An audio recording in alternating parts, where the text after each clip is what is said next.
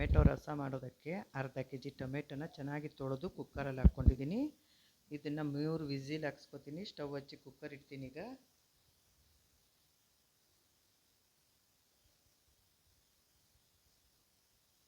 Stove ಹಚ್ಚಿ cooker ಇಟ್ಟಿದ್ದೀನಿ. ಈಗ ರಸಮ್ಗೆ ಪೌಡರು ಹುರ್ಕೋತೀನಿ. ಅದಕ್ಕೆ ಧನಿಯಾ 3 ಸ್ಪೂನು, ಜೀರಿಗೆ 1 ಸ್ಪೂನು, ಮೆಂತ್ಯ ಮತ್ತು ಮೆಣಸು ಒಟ್ಟಿಗೆ ಹಾಕಿದ್ದೀನಿ.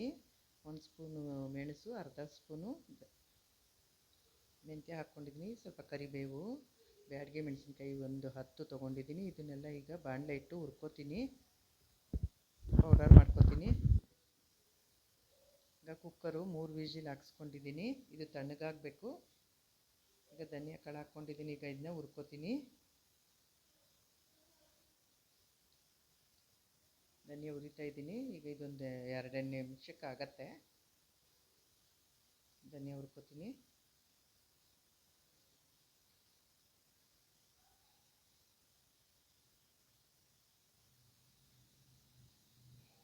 ಧನಿಯಾ ಹಾಕಬೇಕು. ಹೀಗೆ ನನಗೆ ಸಪೋರ್ಟ್ ಮಾಡ್ತಾಯಿರಿ, ಎಲ್ಲ ವಿಡಿಯೋಗಳನ್ನು ನೋಡ್ತಾಯಿರಿ.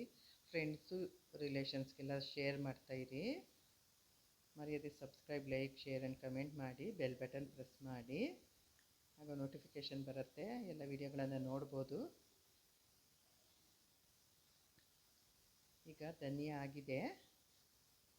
ಧನಿಯಾ ತೆಗೆದು ಜೀರಿಗೆ ಹಾಕ್ಕೊಂಡಿದ್ದೀನಿ. ಜೀರಿಗೆ ಹುರ್ಕೋತೀನಿ.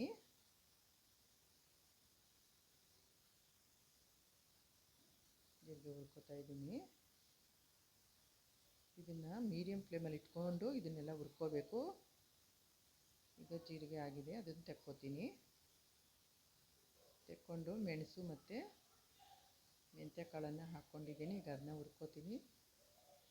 ಲೋ ಫ್ಲೇಮಲ್ಲಿ ಇಟ್ಕೊಂಡು ಇದನ್ನ ಹುರ್ಕೋಬೇಕು, ಇಲ್ಲಾಂದರೆ ಸಿಹಿಯುತ್ತೆ ಇದು.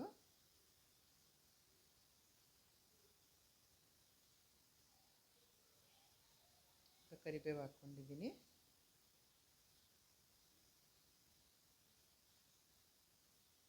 ಕರಿಬೇವು ಹುರ್ಕೋತಾ ಇದ್ದೀನಿ. ಕರಿಬೇವು ಆಗಿದೆ. ಈಗ ಅದೆಲ್ಲ ತಣ್ಣಗಾದ್ಮೇಲೆ ಹುರಿದಿರೋದನ್ನೆಲ್ಲನೂ ನಾನು ಮಿಕ್ಸಿ ಮಾಡ್ಕೋತೀನಿ. ಬ್ಯಾಡಗೆ ಕಾಯಿ ಹಾಕ್ಕೊಂಡಿದ್ದೀನಿ, ಮೆಣಸಿನ್ಕಾಯಿ ಹುರ್ಕೋತೀನಿ.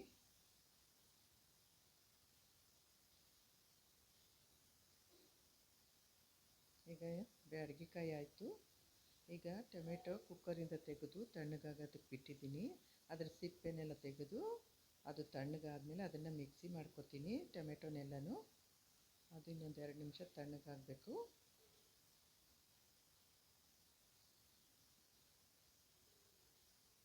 ಆರೋದಕ್ಕೆ ಇಟ್ಟಿದ್ದೀನಿ, ತಣ್ಣಗಾಗೋದಕ್ಕೆ.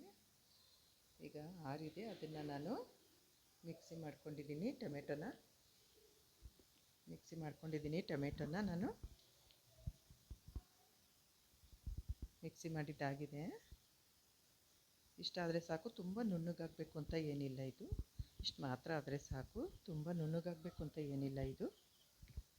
ಈಗ ಒಗ್ಗರಣೆಗೆ ಇಟ್ಟಿದ್ದೀನಿ. ರಸಮ್ಗೆ, ಟೊಮೆಟೊ ರಸಮ್ಗೆ 2 ಸ್ಪೂನು ತುಪ್ಪ ಹಾಕ್ಕೊಳ್ತಾ ಇದ್ದೀನಿ ನಾನು. 2 ಸ್ಪೂನ್ ತುಪ್ಪ ಹಾಕ್ಕೊಂಡಿದ್ದೀನಿ. ಅದಕ್ಕೆ 1 ಸ್ಪೂನ್ ಸಾಸಿವೆ ಹಾಕ್ಕೊಂಡಿದ್ದೀನಿ. ಸಾಸಿವೆ ಸಿಡಿದ ನಂತರ ಕರಿಬೇವು ಹಾಕ್ಕೊಳ್ತೀನಿ. ಬೆಳ್ಳುಳ್ಳಿ, ನಂತರ ಕರಿಬೇವು ಹಾಕ್ಕೊಳ್ತೀನಿ.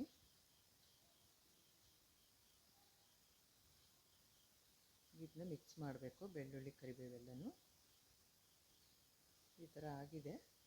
ಈಗ ನಾನು ಅದಕ್ಕೆ ಮಿಕ್ಸ್ ಮಾಡಿ ಇಟ್ಕೊಂಡಿರೋಂತಹ ಟೊಮೆಟೊ ರಸವನ್ನು ಹಾಕ್ಕೊಳ್ತಾ ಇದ್ದೇನೆ. ಈಗ ಅದಕ್ಕೆ ಮಿಕ್ಸಿ ಜಾರನ್ನು ತೊಳೆದು 1 ಗ್ಲಾಸ್ ನೀರು ಹಾಕ್ಕೋತೀನಿ. ನಮ್ಗೆ ಎಷ್ಟು ಬೇಕೋ ನೋಡಿಕೊಂಡು ಅದಕ್ಕೆ ತಕ್ಕ ಹಾಗೆ ನಾವು ನೀರನ್ನು ಹಾಕ್ಕೋಬೇಕು.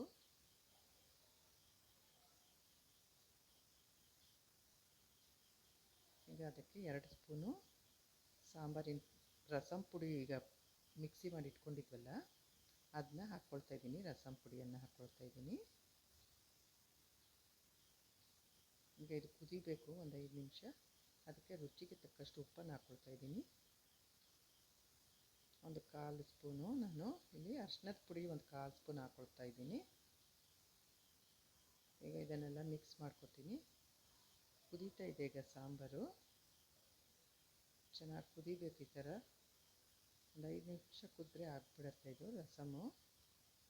ರಸಮ್ ಪೌಡರು ಮನೆಯಲ್ಲಿ ತೋರಿಸಿದ್ನಲ್ಲ ಆ ಪುಡಿಗಳನ್ನೆಲ್ಲ ಈ ಥರ ಆ ಪದಾರ್ಥಗಳನ್ನೆಲ್ಲ ಹಾಕಿ ಹುರ್ಕೊಂಡು ಮಿಕ್ಸಿ ಮಾಡಿ ನಾವು ಇಟ್ಕೊಂಡ್ಬಿಟ್ರೆ ನಾವು ಯಾವಾಗ ಬೇಕು ಅವಾಗ ಯೂಸ್ ಮಾಡ್ಕೋಬೋದು. ಇದು ತುಂಬಾ ಚೆನ್ನಾಗಿರುತ್ತೆ ಮನೆಯಲ್ಲಿ ಮಾಡೋ ಪೌಡರು, ಹೊರಗಡೆಯಿಂದ ತರೋದಕ್ಕಿಂತನೂ ಇದು ತುಂಬಾ ಟೇಸ್ಟಿಯಾಗಿರುತ್ತೆ.